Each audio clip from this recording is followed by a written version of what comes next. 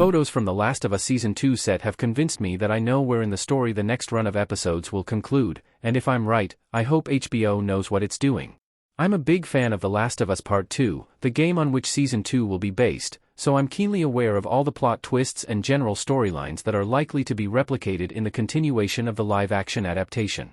The same was also true regarding my knowledge of The Last of Us Season 1's ending. The length of the game means The Last of Us Season 3, and possibly beyond, will be required to do the story justice in its new form. Therefore, The Last of Us Season 2's story needs to decide where to leave the audience wanting more. If my theory about when this may be is true, then the show must be careful. One of the game's biggest moments could set the stage for a massive cliffhanger ahead of The Last of Us Season 3's release. However, if so, I'm worried it could actually hurt the show overall if handled incorrectly. I'm worried that The Last of Us Season 2 will end with the game's theater scene.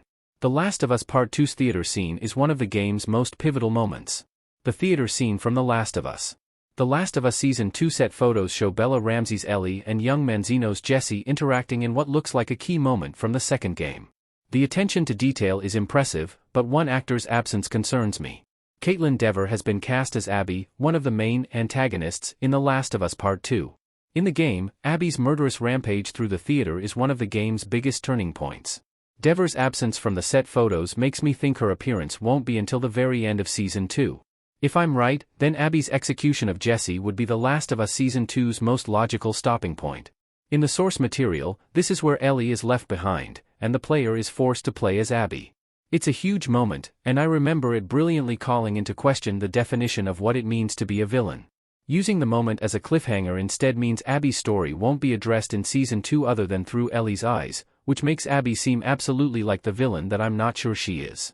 The Last of Us needs to walk a fine line with Abby if this is where Season 2 ends.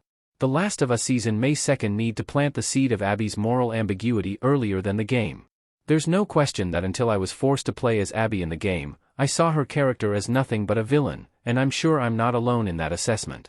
My view of Abby transformed during her levels, and I'm sure the live-action adaptation of the story will eventually get around to doing the same thing. That being said, if The Last of Us Season 2 is concentrating on Ellie's 3-day rampage through Seattle, then there won't be much room for Abby's story to be shown too, despite the fact it's actually happening alongside Ellie's.